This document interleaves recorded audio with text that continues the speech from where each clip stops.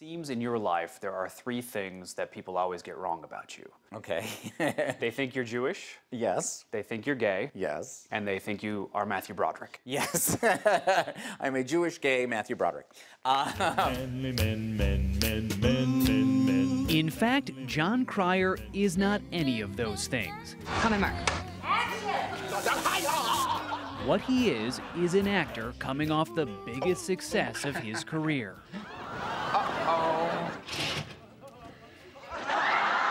For 12 seasons, he played Alan Harper on the hit CBS sitcom 2.5 Men. I'm not happy with visible nipples. The show ended its run in February, and Cryer decided to write a memoir about all the things that have happened to him during his 30 years in show business, some more R-rated than PG.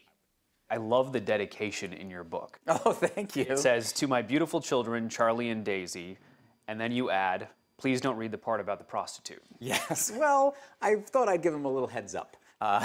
You know, as my 5-year-old is going, oh, okay. Oh, this isn't Dr. Seuss, Dad.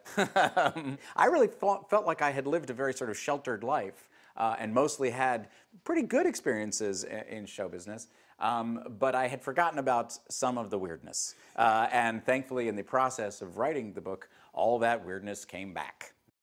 Cryer, who is about to turn 50, was bit by the acting bug early. He grew up in New York City, and both of his parents were actors.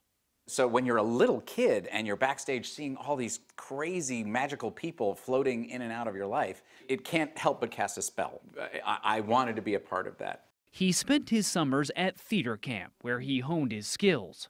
Cryer made it to the bright lights of Broadway in 1983. In both Torch Song Trilogy and Brighton Beach Memoirs, he replaced another actor to whom he had an uncanny resemblance, Matthew Broderick.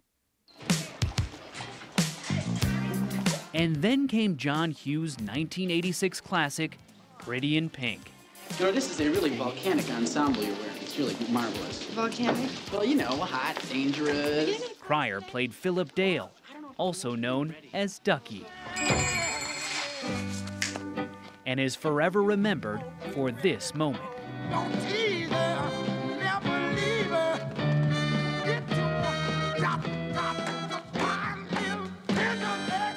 How much of you was in that character?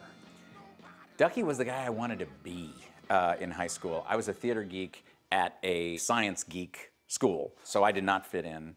I wore leg warmers. I'm not proud of it. And I wish that I had been as extrovert and sure of myself as Ducky was, but that was not me. And his chemistry on and off camera with co-stars Molly Ringwald and Andrew McCarthy was a bit frosty. Molly and Andrew were very reserved people, and I'm a very outgoing person. That could have worked out great, like, you know, that dynamic, you know, but it didn't. I think they were irritated by me from day one. Ringwald had wanted someone else to play Ducky, Robert Downey Jr., and the original ending of the film, in which Ducky gets the girl, had to be reshot because test audiences didn't buy it and even booed. Cryer thinks he may know why. I've been an effeminate heterosexual dork my whole life. It's confusing. It's confusing to women. It's confusing to men. I understand. After Pretty in Pink came a series of film flops, including one Cryer thought would be a blockbuster. He played Lex Luthor's nephew in Superman 4. It bombed. Lex, you're not going to believe this, but it's Superman. Oh, wow. Your own grandmother didn't like it. Yes, that was the sword that really hurt, the dagger. So after the film choices, you segued into television. Yes. And that, for a while, did not go particularly well. Nope, I managed to blow that one as well.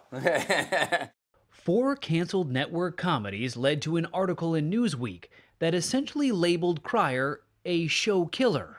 After the show killer thing, I joke about it now, but at the time, it was a real issue for me in the industry. There was not a lot of people that wanted to hire me for a while. I spent 3 years, you know, with very little work. So in 2003, when he heard about a new show being developed called 2.5 Men, he wanted an audition. But word was that CBS Network president Les Moonves thought Cryer was damaged goods. Les Moonves, arguably the most powerful guy in the business of television, really doesn't want you for this. Moonves says it was more like, I'm not sure, let's see him audition, and he did great.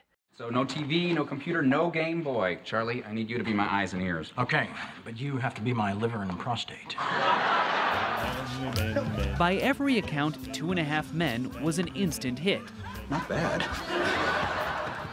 Then, 8 years into their run, Charlie Sheen had an all-too-public meltdown Everybody wins. and forever redefined the word winning. You judge me, you condemn me, you discarded me. Well, not anymore. Winning. When things started going off the rails, were you angry at all? I mean, was it, I've worked so hard to finally have this kind of success, and now you're jeopardizing it? At the time, I was not angry. I was just scared every day that I was going to read about Charlie being dead. But anybody who has gotten close to him knows that there's a really great guy in there. He's been a guy going through some very tough times with addiction and mental issues, and you just have to feel for somebody going through that. The show was shut down, Sheen was fired, and his public rants continued. At one point, he calls you a troll, a traitor, and a turncoat. Did that hurt? Yeah, it hurt at the time. It was again, I was mostly stunned, so I was shocked but not surprised. That's the right term. The two did not speak for years, but a few months ago they met up and Cryer says Sheen apologized. It was great to see him after all of the craziness because, you know, we did have something great together. Would you work with him again? I don't know. I loved working with him before, but I don't know how much I can invite that into my life at this point. We'll see, but I'll never say never. Look at you. Where are you going in that monkey suit? A benefit for monkeys? 2.5 Men found a new man in actor Ashton Kutcher and continued for another 4 seasons. There was also a second chance in Cryer's personal life. After his first marriage ended, he started dating Los Angeles TV reporter Lisa Joyner. Although it did take him 6 weeks to make his first move. Your first kiss took a very long time. It did. Did you think he was into you? I thought he was going to be my new best gay friend. Yes. I was like, choose your words carefully here, darling. No, you know what it was? We got to know each other. And had it not happened that way, I don't think we'd be together. But when we did kiss... Oh, fireworks. No, I was done. I really was done. I said that, oh, okay. That good? Yes. So Jon Cryer finally got the girl. He also got a star on the Hollywood Walk of Fame and 2 Emmys from his time on 2.5 Men. Who the hell are you supposed to be?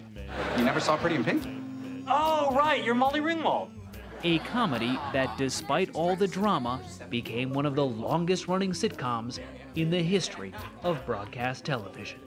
For a guy like me who was just an enormous sitcom fan from the age of 4 to have achieved that, you know, is amazing to me, and it brings me such joy.